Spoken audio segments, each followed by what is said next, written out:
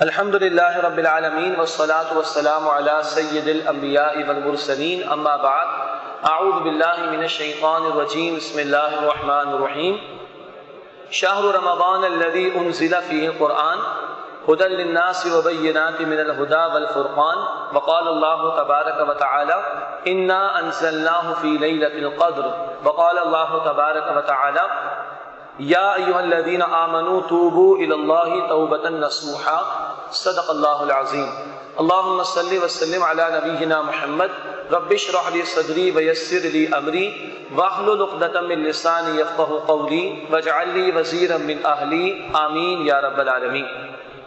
27ویں شب کے متعلق اکثر علماء کا گمان غالب یہ ہوتا ہے بعض روایات کی وجہ سے کہ یہی شب قدر ہوا کرتی ہے، گو کہ تلاش کی تلقین 21، 23، 25، 27، 29 پانچوں میں کی گئی، پانچوں میں محنت کرنی چاہیے، مگر گمان غالب یہ ہوتا ہے کہ 27ویں شب ہی قدر کی رات ہو۔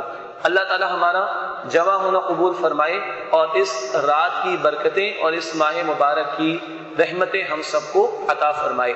قرآن نے کہا سورۃ البقرہ کی آیت نمبر 185 میں کہ شہر رمضان الذی انزل فیہ القرآن، رمضان کا مہینہ وہ ہے جس میں قرآن نازل کیا گیا، اور قرآن نے کہا سورہ القدر میں انا انزلناہ فی لیلۃ القدر، بے شک اسے ہم نے شب قدر میں نازل کیا۔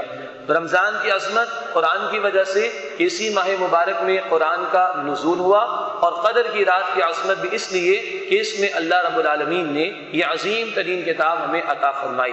ہم جو اہل پاکستان ہیں ان کی خوش نصیبی رب کائنات کی عنایت در عنایت اور تاریخ کا ایک عظیم ہماری محاورے کے اعتبار سے معجزہ ہے کہ پاکستان قائم ہو گیا، اور رمضان کے مہینے میں اللہ نے عطا کیا، اور قدر کی رات میں 27ویں شب میں رب کائنات نے ہمیں یہ ملک عطا فرمایا۔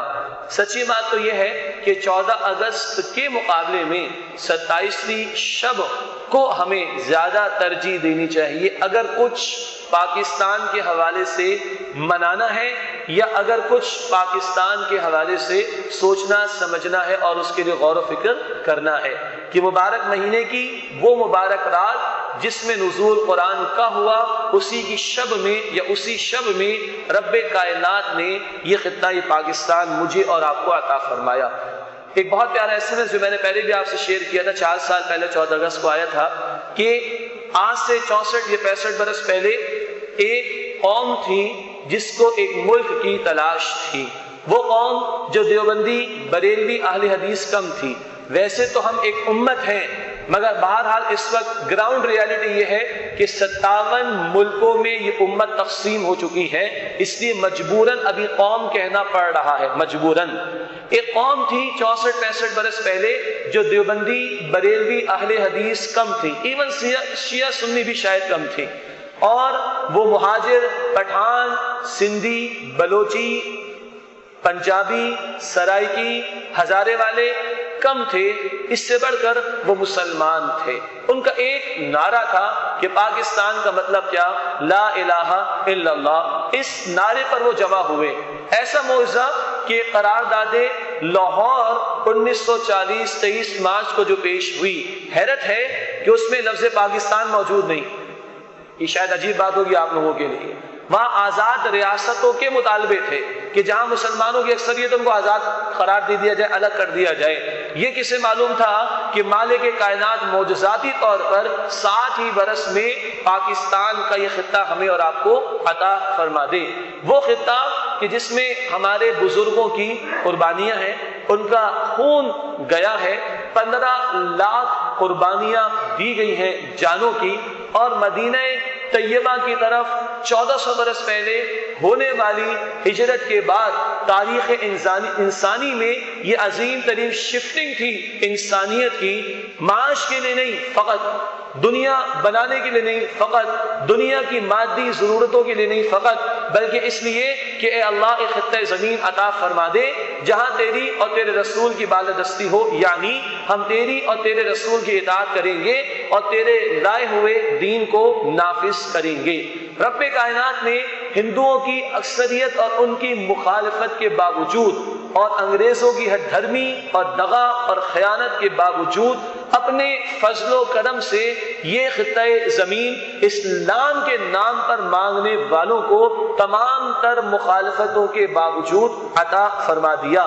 تاریخ انسانی میں یہ اس وقت ایک بہت بڑی بغاوت بھی تھی، اس لیے کہ اس وقت انسانیت آج کی طرح سیکولرزم کا نعرہ لگا رہی تھی۔ وہ پرانے جملے کہ government of the people, for the people and by the people, حکمرانی تو عوام کی ہوگی، عوام کی نہیں ہوگی، عوام کریں گے، حاکمیت اللہ کی ہوگی، sovereignty does not belong to God, does not belong to God, sovereignty belongs to the people، عوام کی حکمرانی ہوگی۔ یہ سیکولرزم کا نعرہ آج سے 64 برس پہلے دنیا میں اس کا ڈنکا بج رہا تھا۔ اس دنیا میں اللہ کی حاکمیت کو چند عبادت گاہوں تک محدود کر دیا گیا تھا اور نظام حکومت میں کسی الہامی تعلیم کی دخل اندازی کو رد کر دیا گیا تھا۔ اس موقع پر اس قوم، مجبوراً قوم کہنا پڑ رہا ہے، نے بغاوت کی دنیا کے خلاف اور کہا کہ نہیں، ہمیں ایک نظریے کی بنیاد پر، ہمیں ایمان کی بنیاد پر، ہمیں اسلام کی بنیاد پر ایک خطہ چاہیے ہے جو رب کائنات نے دیا۔ آپ سوچئے دنیا میں قوم، پھر قوم کہنا پڑ رہا ہے، دنیا میں قوم بنتی ہے زبان کی بنیاد پر، رنگ کی بنیاد پر، نسل کی بنیاد پر۔ جرمن ایک رنگ کی بنیاد پر ہے، یہودی ایک نسل کی بنیاد پر ہے۔ دنیا میں ملک بنتا ہے کسی جغرافیائی حیثیت کے اعتبار سے یا تاریخی حیثیت کے اعتبار سے۔ مصر کی تاریخ 5000 سال پرانی، چائنا کی تاریخ 5000 سال پرانی، ہندوستان کی تاریخ 5000 سال پرانی، مگر تاریخ میں پاکستان نام کا کوئی لفظ کبھی نہیں ملے گا۔ اس خطے میں رہنے والے پنجابی بھی ہیں، پشتون بھی ہیں اور بنگالی بھی ہیں۔ میں نے پہلے بھی عرض کیا تھا، ایک پشتون عورت، ایک پشتو عورت اگر ایک بنگالی عورت کے لباس کو دیکھے گی تو کیا بولے گی؟ اپنے مزاج کے اعتبار سے، اپنی معاشرت کے اعتبار سے یہ تو برہنہ ہے، اس کا تو آدھا جسم کھلا ہوا ہے۔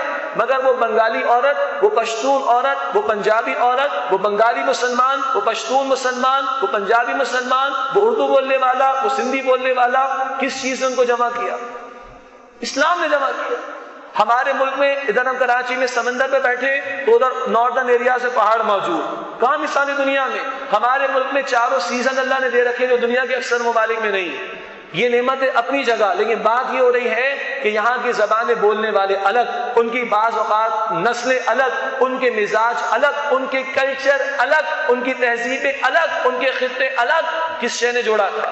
یہ اسلام تھا، یہ کلمہ تھا جس نے ان کو جوڑا۔ یہ تاریخ میں میں عرض کر رہا ہوں ہمارے محاورے کے اعتبار سے ایک معجزہ رونما ہوا، اور تمام تر مخالفتوں کے باوجود اس نظریے کی بنیاد پر یہ خطہ رب کائنات نے ہمیں عطا فرمایا اپنے فضل و کرم سے۔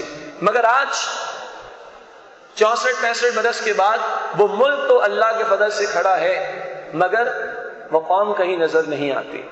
آج وہ سندھی پہلے ہے، پنجابی پہلے ہے، وہ پشتون پہلے ہے، وہ بلوچی پہلے ہے، وہ مہاجر پہلے ہے، اور معاف کیجئے گا وہ بریلوی پہلے ہے، وہ مسلک کے اعتبار سے دیوبندی پہلے ہے، وہ اہل حدیث پہلے ہے، اور اس میں بھی تقسیم در تقسیم، یہ مسلکی گروہوں کی تقسیم، لسانیت کی تقسیم، تعصبات کی تقسیم۔ آج ہم تتر بتر ہو چکے۔ اگر 64-65 برس پہلے بھی ہم جڑے تھے تو یہی کلمہ تھا، ورنہ ایک پنجابی، سندھی، بلوچی اینڈ سو آن، اس کو جوڑنے والی شے اس کلمے کی بنیاد کے سوا کچھ نہیں ہو سکتی۔ یاد رکھیے، جو ملک جس بنیاد پر کھڑا ہوتا ہے اگر وہ بنیاد رہے گی تو وہ ملک رہے گا، وہ بنیاد نہ وہ ملک، اس کا جواز ہی باقی نہیں بچتا۔ اسرائیل دھوس، دھمکی، بدماشی کی بنیاد پر بنا ہے۔ آشیرواد اس کو عیسائیوں کی، امریکہ اور برطانیہ کی ملی رہی اور ملی رہی ہے اب تک، تو وہ کھڑا ہوا ہے، ورنہ سارے عرب مل کر پھونک بھی مار دے تو اڑ جائے۔ مگر دھوس، دھمکی، بدماشی، طاقت کے بل بوتے پر کھڑا ہے۔ کیوں؟ پیچھے آشیرواد ہے امریکہ کی اور برطانیہ کی اور عیسائی دنیا کی۔ اگر وہ آشیرواد ہٹ جائے یہ کبھی کھڑا نہ رہے۔ 1947 14